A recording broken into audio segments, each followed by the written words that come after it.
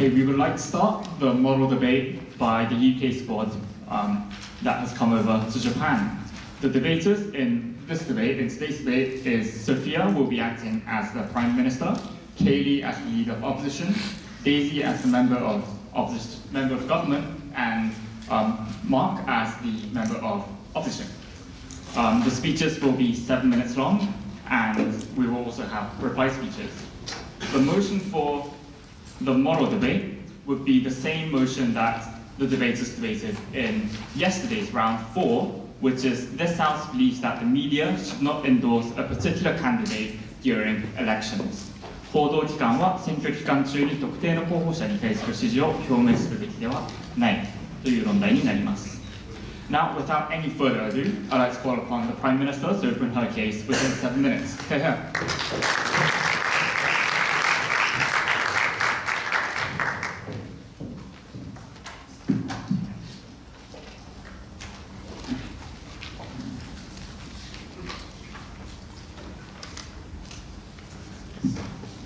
Ladies and gentlemen, opposition in this debate allows candidates to gain a disingenuous reputation from trusted media sources. We say that criticising candidates on their side of the House doesn't just involve criticising specific policies, criticising certain stances on the issues, but we say it also forces you to counter the media sources that choose to endorse that candidate as well. So you do not just need to counter the reputation of that candidate alone. We say on their side of the House, you also have to counter any media sources that might choose to endorse that candidate. So if the New York Times chooses to stand behind a candidate, the reputation of that media source also must be countered in order to criticise that candidate and make them seem like a less legitimate candidate in a particular election.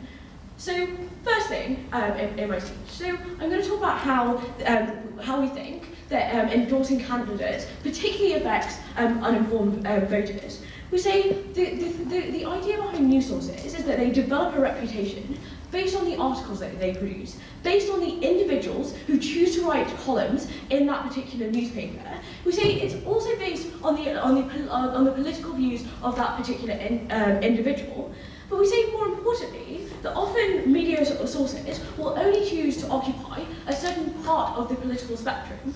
So we say that often you get very centrist news sources that don't just span from the left side of the political spectrum to the right side of the political spectrum. And often when they choose to endorse candidates, they choose to endorse candidates which are around that particular area of the spectrum. So we say if you get a candidate who is slightly to the left of the centre and you get a candidate that is slightly to the right of the centre, we say that the individuals who generally vote in a very centrist way, who choose to read that particular news source, are deciding between those two candidates. And we say it is at that point that these newspapers have particular sway over voters. We say it is at that point that you make the choice between those two candidates. And we say that's when we think that endorsement becomes particularly important. We say that this debate is probably not about individuals who are on the far right compared to the far left. We say that it is people who vote around very similar parts of the spectrum.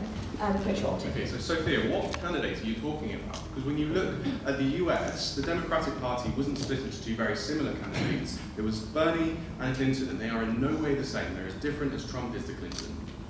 We say that in regards to Republican candidates and Democratic candidates in the US, we say what usually happens is if I vote Republican, I am more likely to read certain news sources, and other Republican voters are likely to read those similar news sources because, generally speaking, people like to read sources that agree with and have very similar values to those that they hold themselves. Because we say that those are the sources that are likely to write about issues that we particularly care about issues that we usually value as individuals. And we say at that point, yes, yes, maybe there is some difference between those candidates in terms of the things that they support, but we say largely they're both Republican candidates and are both still likely to, to some degree, represent a lot of the issues that I care about. And we say at that point, when a newspaper chooses to back one of those particular Republican candidates, it might still impact, no thank you, the way that I vote. It still adds legitimacy to a particular candidate. If the newspaper I'm reading backs Bernie Sanders, that might mean that I'm more likely to vote for Bernie as opposed to Hillary, or vice versa. We say that that's the point at which we think that this makes the most difference. And we say it is when people blindly trust the news sources that they read and interact with, that this becomes a particular problem. So why do we think it is necessarily the case that individuals do blindly follow these endorsements? So I think it's important that we look at the particular role that the media plays in society. So the idea behind the media is that it's there to inform individuals of issues that happen within our society. And we say, given that there are so many different media sources that someone can choose to go to, they generally have one or two sources that they rely on more than others. And we say that this, it's simply because of the fact that people just don't have the time to sit and read 5 different newspapers every morning, unless it's maybe particularly relevant to the career that they've chosen. And so we say that you pick those sources based on those you trust. And we think that given that individuals have selected to read that specific newspaper based on the fact that they trust that particular source, we say that gives media sources an obscene amount of power over the individuals who choose to interact with that particular paper. We think that given the reason that we generally have these newspapers in our society and we want that information is because we think that this should be a check and a balance on our society. We say it's particularly important that we don't get a situation where these news organisations are able to manipulate individuals to the extent that they can on opposition. We say that on our side of the house, we are fine in a world where the way that people choose to vote is based on say a particular newspaper choosing to put forward positive reasons why a particular candidate might be a good leader in a particular society. We say that is a system that we are happy to support, but we are not happy to stand for a system that encourages people to vote based on the legitimacy of the news sources that they choose to read.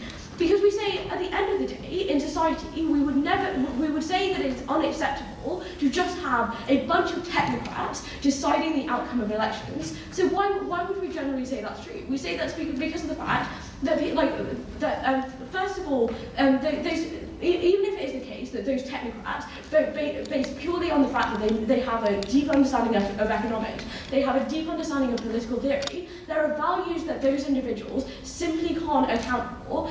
Simply having a bunch of statistics in front of you is never going to be the equivalent of a feeling individuals have, of value sets that individuals have, which is why we think that it's particularly important that individuals vote. Also, because of the fact that we think that individuals need to be able to have a mechanism by which they can actually account for rights, by which they can ask for more rights or take rights away from other people, depending on what they think is important to them, to stop abuses of the government on their citizens. And we say that is something that is the reason why, generally speaking, we think it's important for individuals to vote. So we think that it's important that the reason that they vote is because they think critically about the candidates that they are supporting and don't blindly trust a bunch of technocrats who happen to be writing for large media sources. Very happy to stand on proposition.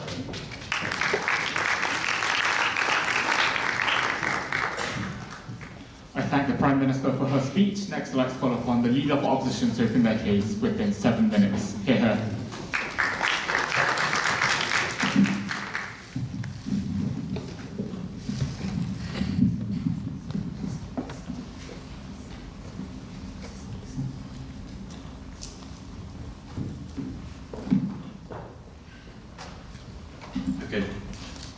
When the Cincinnati Enquirer, a paper that has been Republican for over 100 years, comes out and says, Donald Trump is not fit to be president, we are breaking a century of history in order to right the wrongs of society, that is when people listen.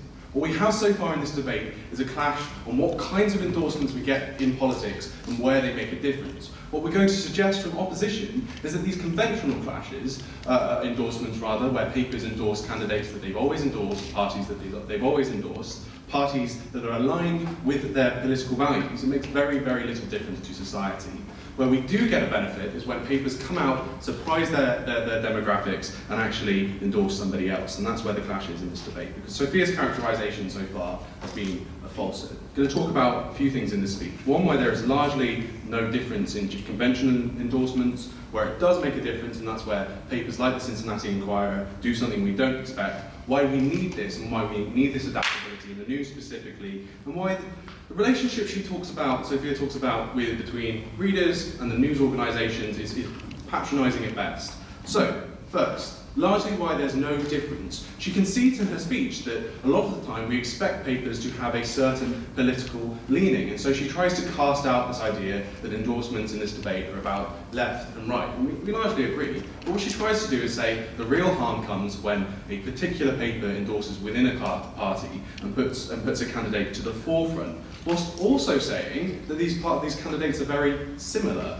and actually there's no harm in choosing between them. And we pointed to in a point of information the difference between Bernie and Hillary. And as I said in this point of information, there is a distinct difference between Bernie and Hillary, and there is a distinct difference between the kinds of newspapers and media organisations that are going to support one or the other. It's not a case of very similar candidates being endorsed by different newspapers and therefore losing out. And if they are very similar, then we don't think that's much of a risk to the electorate. What happens is extremely left-leaning papers support candidates like Bernie, not extremely, depending on how you view her, but right-leaning centrist papers endorse Hillary. And that's no surprise to anybody at all. Bernie isn't losing out because the New York Times doesn't support him. Hillary isn't losing out because Bernie supporters don't support him at that time, in terms of the nomination. What we get is an expectation of selection by newspapers of candidates that support them, a world in which endorsements mean very little because you expect papers to endorse the candidate that they've talked about for months before. And Sophia says this at the beginning of this speech. Papers construct their identity around the articles that they post for months before. What they needed to talk about was why a specific endorsement changes all of that expectation that we build up in the electorate. And in her world, it doesn't. In our world, it does. And that's the world I'm going to come on to, where it does make a difference. As I said in the beginning of my speech, the Cincinnati Enquirer has broken a 100-year tradition. USA Today has a 40-year tradition of not endorsing any candidates because they do value neutrality. However, in the current US election, they've come out and said, Trump is not fit to be president, you need to vote for Hillary. This does make a difference, because what it does is it makes people reflect on those biases that they have already, those expectations of the papers that they read to support Republican parties or Democratic parties. It shifts these individuals who expect their paper to support the Republican candidate no matter what. It shifts them out of that safe zone and makes them reconsider. And a lot of the time, these newspapers are not doing this because they are selfish, they're not doing it because they want to capitalize on an anti-Trump wave. In many instances, these papers are now losing subscribers because they are shocking their voters. But what they are doing in the middle ground is making voters reconsider their partisan allegiance to a specific party under all circumstances. And that's the type of change that we're beginning to get when we actually use endorsements effectively. Sophia. Why is it so important that newspapers endorse a candidate rather than simply giving reasons why a candidate might be particularly qualified or why a candidate might be particularly unqualified? This is a very, very thin line. She just said, why can't they give reasons why a candidate is qualified? Normally, the New York Times doesn't just print on its front page, we're endorsing Hillary, and leave it there. Just so you know, we're endorsing Hillary. They say, we're endorsing Hillary because she's the most qualified presidential candidate that we've had in history. We're not endorsing Trump because he's a xenophobic individual who would tear this country apart. Those are tantamount the same thing in this debate. I mean, Sophia's talking about that kind of endorsement, and if she's conceding it, she's already lost this debate, because there is such a thin line. If she wants to talk about specifically why it matters when they say endorse, I'm going to do some of that analysis for her now anyway. Because I think part of the power of specifically saying you endorse is, one, you build upon a history of expected endorsement, as I already said. So every election cycle in the US, papers endorse candidates and parties that they've previously already endorsed. So then when you have that moment in a general election, such as in 2016, where the paper goes against that history, that's a significant moment, a significant shift that makes voters consider their partisan allegiances in a way that they have never ever done before, and that's why we need this. Secondly, they do this alongside experts in a way that general voters can't do. So a lot of voters, as Sophia says, don't have time to spend a lot of time looking into several news organisations. But that doesn't mean these voters are idiots. That doesn't mean they pick a newspaper and just stick with it for their entire lives and accept. A lot of people read newspapers that they like, as I said, that confirm their biases, that they've decided that they agree generally with the direction.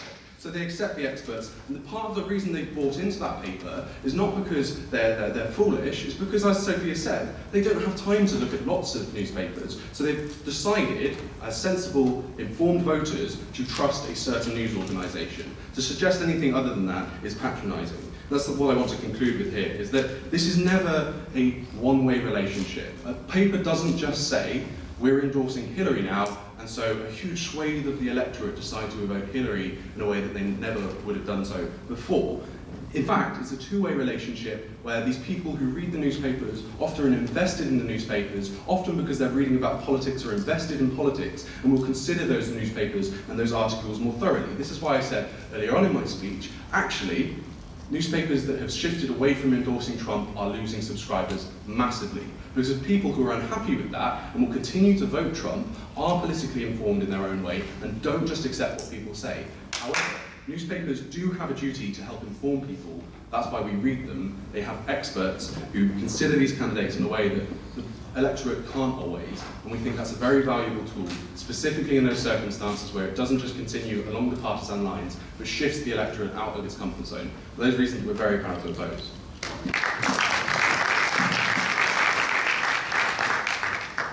I thank the Leader of Opposition for his speech. Next, I'd like to call upon the Member of Government to continue her side's case within 7 minutes. Here.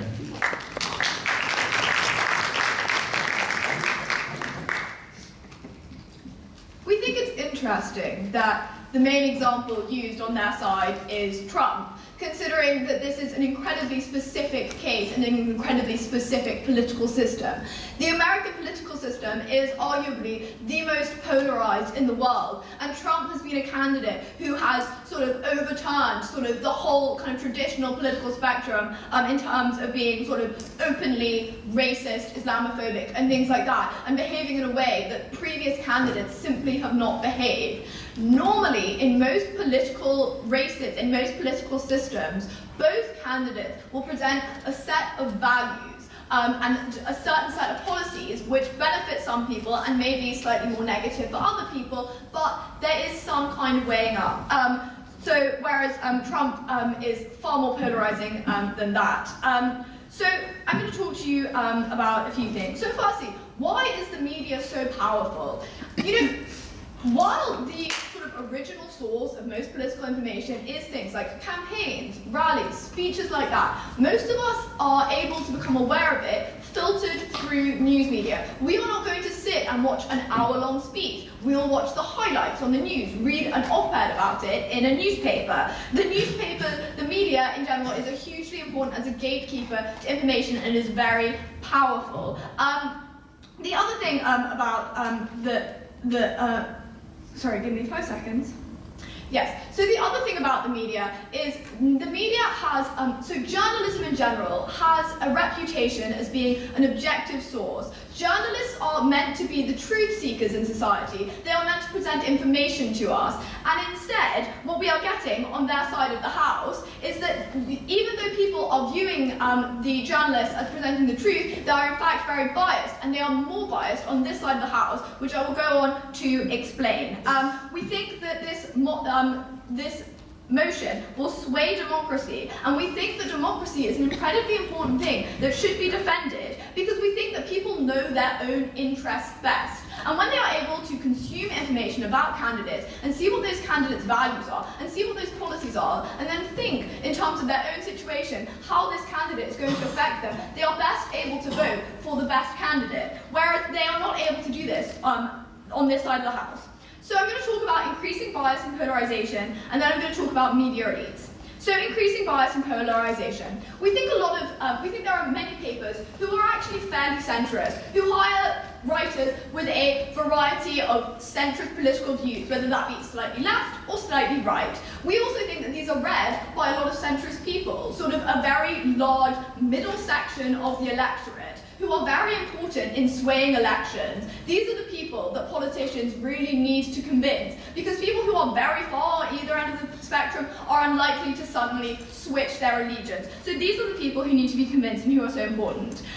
We think that when a centrist left or centrist right paper suddenly endorses a candidate, that may be very off-putting for, if they endorse a centre-right candidate, that may be quite off-putting for a centre-left candidate, and they may immediately sort of reject that paper, which is very negative, because that person may have been reading that newspaper and being swayed by the slant of that newspaper to actually vote for a candidate who does actually represent their interests better. So maybe the centre-right person will not have been put off and will then vote for a centre-left person, because they will realise through reading this paper that actually that is the candidate who best represents them. Whereas on their side of the house, they will just immediately stop reading when they see, vote for this person on the front page and leave it at that. So we think that is really negative, because we think that people should be able to be swayed, but we think that putting them off and making centrist news sources difficult to read for a lot of people is a very negative thing. We also think that one of the big problems with this is that it's going to increase bias and polarization, is that newspapers, when they endorse a candidate, to a degree they are staking their reputation on that candidate. They want to be right in the candidate they support, and they want to be viewed as representing the interests of the people, which is what happens when the candidate that they have endorsed becomes elected.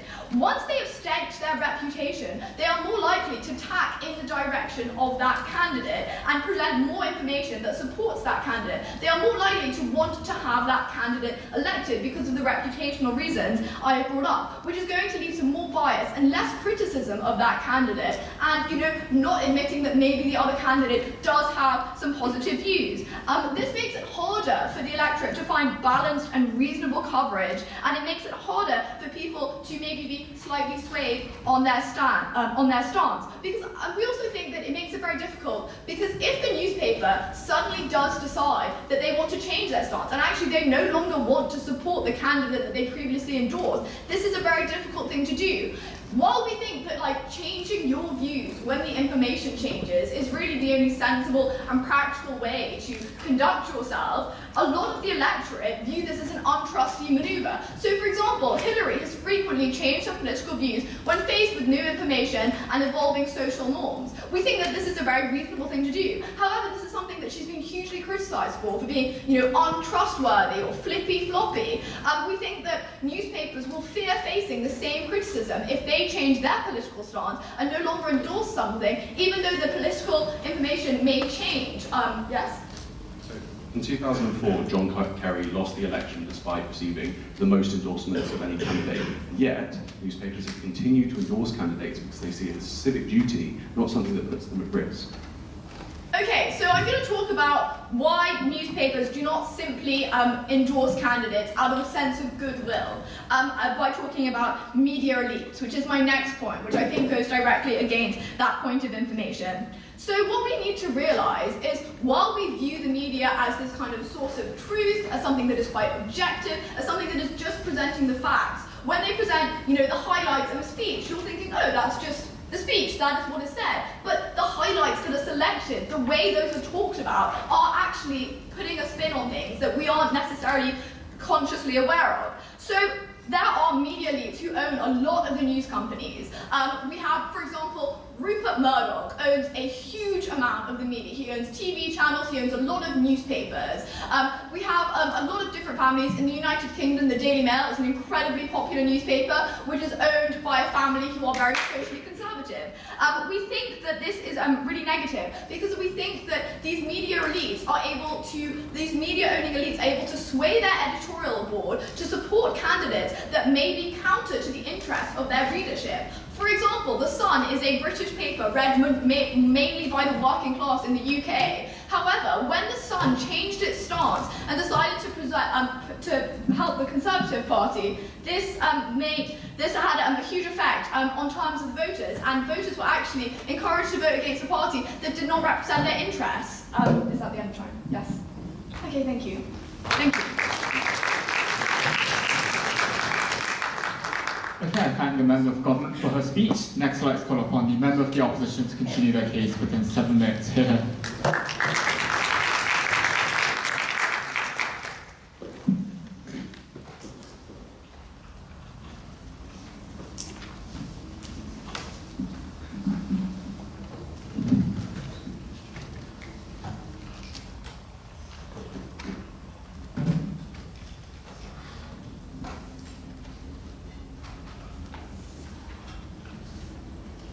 Okay, so what we hear from Daisy speaking just then is a fairly unrealistic assessment of why bias is suddenly going to be better or go away or change or something, and why bias is, quite frankly, the apparent most important thing in all of history and media.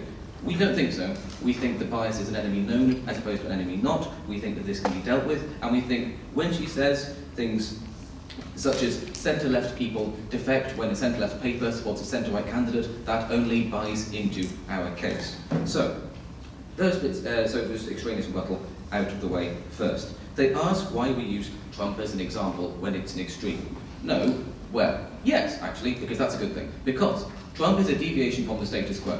The status quo being that normally endorsements go with the norm. Our entire point is that endorsements are most powerful when they deviate from the norm. That is when they have their power, that is where people are able to listen to them, and that's where they are most useful. We see there are examples of endorsements previously of Barack Obama, who was an outside candidate, and he was used, and they were defections in his favour, and this helped. However, this was a small minority. There was a few endorsements. Here we have a massive swing, and we think this is more relevant. This is a better point. Second, we have this idea that people are sheep. So if an endorsement is brought about, then all of a sudden everyone goes, oh, right, yeah, well, they endorsed them, so voting that way. No, we feel people have their own independent free will. We see that people don't immediately just do exactly as they are told. There is a two-way conversation between the idea of a newspaper and their endorsement and their editorial board and what they want to say, and also the readers and subscribers. If newspapers inform and try to persuade, they do not dictate. They simply do not have that power of brainwashing. What we see, for example, with Republican newspapers that are traditionally Republican endorsing Hillary Clinton and losing amounts of their subscribers is people saying, no, we don't like this. That doesn't mean that they haven't been confronted with the idea. That doesn't mean they haven't had to change their perceptions, which I'll come back to later. It means that they are not being dictated to. It means that they are demonstrating their own free will, and it means that they are demonstrating that they are not sheep. Third, civic duty of papers. It's not the goodness of their heart that they're trying to do this kind of thing one moment. It's a case of newspapers hold a position of responsibility in society to do some sort of informing, present information, but also legitimately present opinions. Opinion pieces are part of newspapers and are part of editorials. They exist in papers. We don't find that to be evil because they are opinions. Basic. So, on our side of the house, we're saying that people can be swayed by a paper that changes its stance rather than stopping reading immediately. They could be swayed because this actually is better for their interests. What do you respond to that? Well, we think that actually ties into my later point, which I'll come back to. But we think that sway is part of it, and I will come back to that in my later bits. So, what do we know about papers? Why are papers, and quite frankly the media, the best actor? Well, first, contrary to what they were saying, there is a known bias. When you're saying things like Rupert Murdoch owns these papers and can use his influence, or when they were saying that papers have bias and traditional influence, note that we know about these things. It's not insidious, it's not hidden. We are aware that one particular paper leans generally left, or one particular paper leans generally right. It's not secret, and it's something that we think that most people that are centrist swing voters, that are the kind of people that are likely to be influenced by this kind of thing, are also aware of. We think that if you are in this sort of group that they are talking about as important, we think that you are not exactly going to be surprised by this idea of a centre-left paper writing centre-left material. We think it's when this centre-left paper endorses centre-right kind of candidate or a right-leaning candidate that it causes you to think and causes you to have opinions. We think that this is an enemy known as opposed to an enemy not. Secondly, we have mentioned expertise and experience exist within media. Not everyone is a political expert, not everyone has the full range of opinions. As is said, they don't have time to simply read every newspaper and every sort of political material in all of history. They have time, they will find newspapers, and those newspapers will generally give condensed summaries. We think this is part of newspaper. We think this is part of the fact that papers have experience, expertise, and history. And we think there is a history of political commentary, which means they know what they are talking about. We think there is a history of political commentary, so we know that it is not just, that is why we know what their bias is. We know what they've done before, we know what they are like. We think it is breaking ranks, which is what's actually most important here. So, was brought with this idea that people shelter under their own ideology. They align to newspapers that talk about things that are most comfortable. As we have said, this is what we find important, because it forces people out of those comfort zones when these newspapers break ranks, when these newspapers defect to other candidates. We think that this means that people that would traditionally vote in family ways, people that say, well, my family votes this way, my dad voted this way, so that's why I vote, because we are this kind of family, or we are in this kind of area, or this is what I voted last time, so I'll probably do that again. It's all the same, really, isn't it? We think this forces people to consider the fact that candidates aren't always the same, and that party politics isn't always the same, and that candidates are unique and don't always toe the party line. We think this is a case with Trump, where, for example, people that might be traditionally Republican and follow generally Republican concepts and follow just because they are Republican, thus we should go through them. We think, no, we think this causes you to consider the fact that it is an individual candidate with its own ways, views, and personality and traits, and we think this causes you to have to contemplate that. We equally think if you're a swing voter, you can notice these changes, and it gives you something to consider when if you are a swing voter. For example, and I think possibly a good analogy is imagine every day if you walk to work, and every day, you know you walk to work, you've walked to work every day for 44 years, because that's just the way you've always voted, and then suddenly the road that you're travelling down literally turns left instead of right. You will notice that, and it gives you some cause to think of, A, why is my road now turning the other direction? And B, you then have a choice of do you want to go left, do you want to go do something else? It gives you a choice, but it forces you to consider the possibility that there are differences. We think endorsement is a considered decision.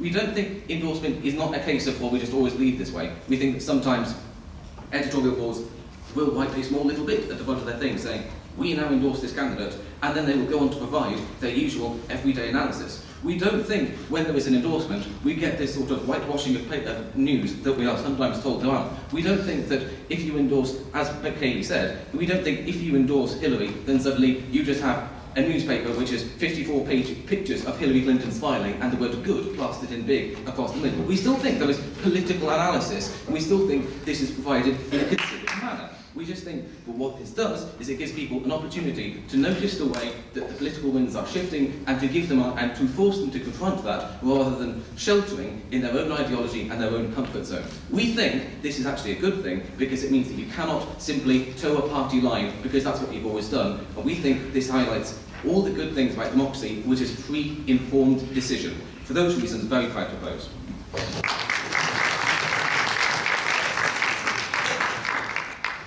I thank the member of the opposition for his speech, and to conclude the case beside opposition, I call upon the leader of opposition again to deliver a 4-minute reply speech. Hear, hear.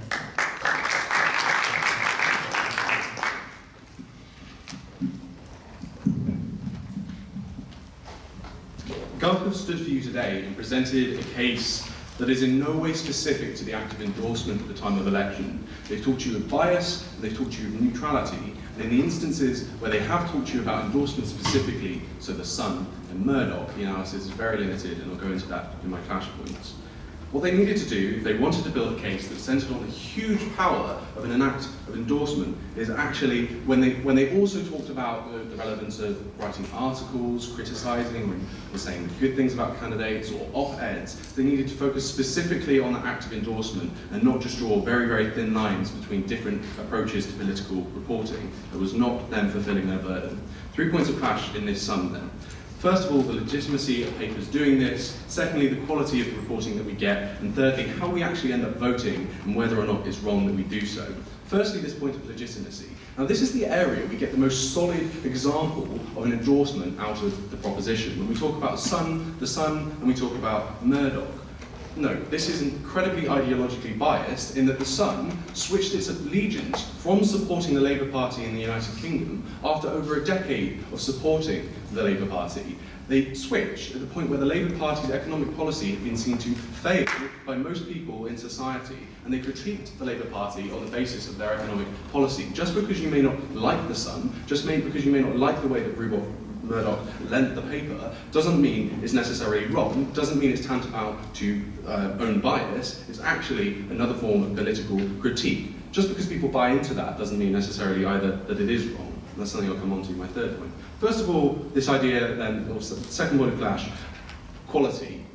We get an argument out of proposition about how they'll be, encouraged not to ever now change their opinions. Ladies and gentlemen, please look at the political landscape in the US. People aren't endorsing Hillary and saying that she's perfect. They're endorsing Hillary and saying she's the best of the bad bunch, but we need to make sure Trump doesn't get in. And it doesn't mean necessarily that they say we endorse Hillary and now we're going to obfuscate all of the other, cloud all of the other issues that she may have. Instead, note that from the original publication of the article, they will often critique. And they will often critique Hillary, and they will compare. Because these news organisations, as Matt tells you, aren't simplistic. They aren't plastering a picture of Hillary and saying good. They are critiquing in a legitimate and sensible way. And we believe in the integrity of the news organisations that they will continue to critique up until the election. But when it becomes a polar decision between someone like Trump and someone like Hillary, sure, they're going to support the candidate, but that's not simplistic as they decide. So, finally, this major and key point of clash, how we actually vote. So, we told you from opposition that, sure, sometimes, and a lot of the time, in cases where, newspapers switch their allegiances and say, we don't think you should vote for Trump anymore, maybe those people won't vote for Trump anymore. We think in most cases, people will just continue to vote for the party that they've always voted for and the one that they believe the paper always follows. But there's no analysis for why voting in that direction is wrong. As we told you, people do rely on the news for their information, for their engagement with politics in society. They gave us no innate reasons why that was wrong, other than criticising Rupert Murdoch for having internal biases. We've told you why not necessarily a right-wing bias in society is bad. We think the electorate engages with news organisations and engages in endorsements because they care about these things, and they make their decisions after in a way that is legitimate in society. If they want to remove news, Sophia can't stand up and say, why can't we just have articles that talk about the good or bad qualities? What they needed to propose on their side was entire neutrality. If they want to remove the idea that people are influenced by the media, they needed to propose neutrality. They didn't do this, and for those reasons alone, they lose this debate. For those reasons, I'm proud to stand in opposition.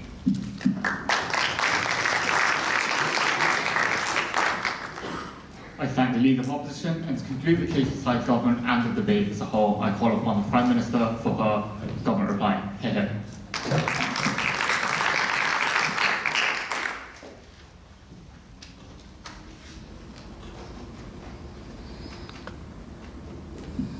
In order to win the debate today, opposition can't just stand up and tell people that the reason that they win on their side of the House is simply because of the fact that that people think that they, to some degree, think critically about the news that they're reading, and when they see when they see these endorsements, they also read the justification behind it.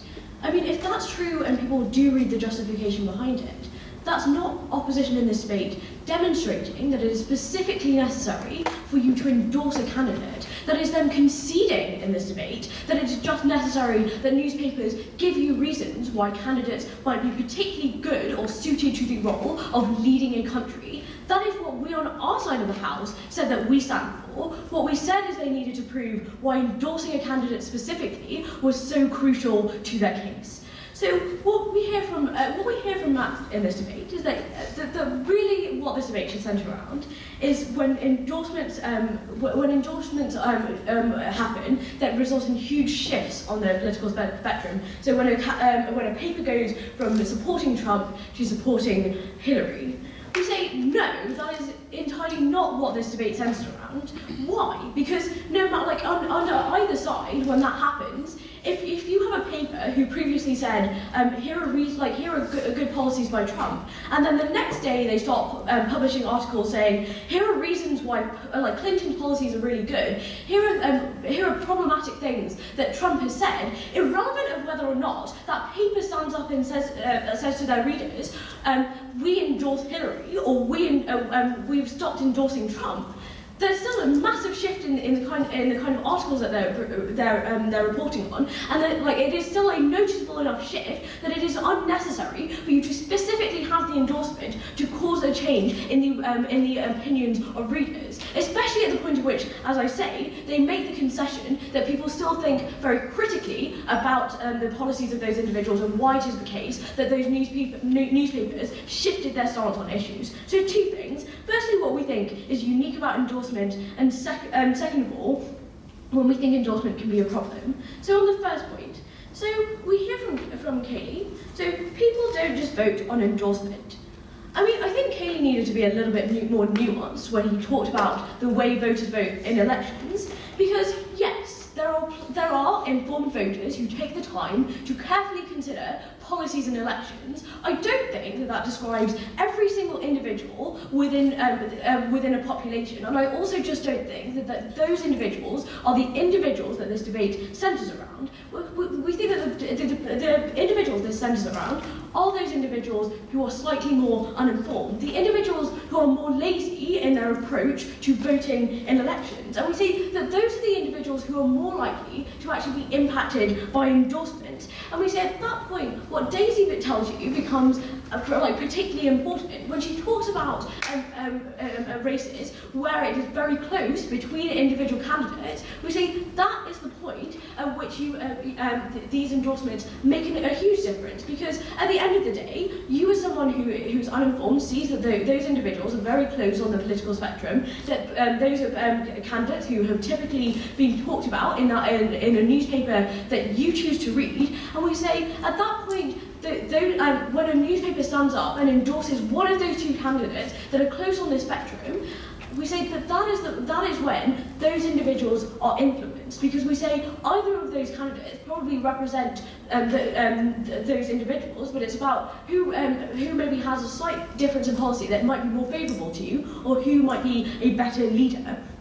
And we say that's when endorsements become really important. And we say that's the point at which politics doesn't just become about policies. We say it also becomes then a problem with wealth, which is the specific problem that we have with their case. It means that elections don't simply become about whether or not you have good policies. It becomes about who can out-endorse the other candidate, who is wealthier, who has better connections to media sources. We say those are the individuals who are much more likely to get endorsements. And we say, when you have 5 major newspapers who are all endorsing that particular candidate, you as a voter start questioning why you even chose the other candidate. We say that's why endorsements specifically are important, and that is why we say endorsements give people particular reputations in elections. Very, very proud to stand on proposition.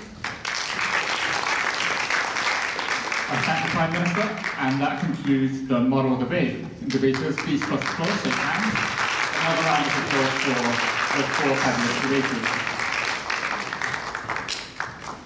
Judges, if you are in this room, please head back to the judge room. The UK debaters, please follow Kamane, who's waiting right at that door. Thank you. The announcement of the results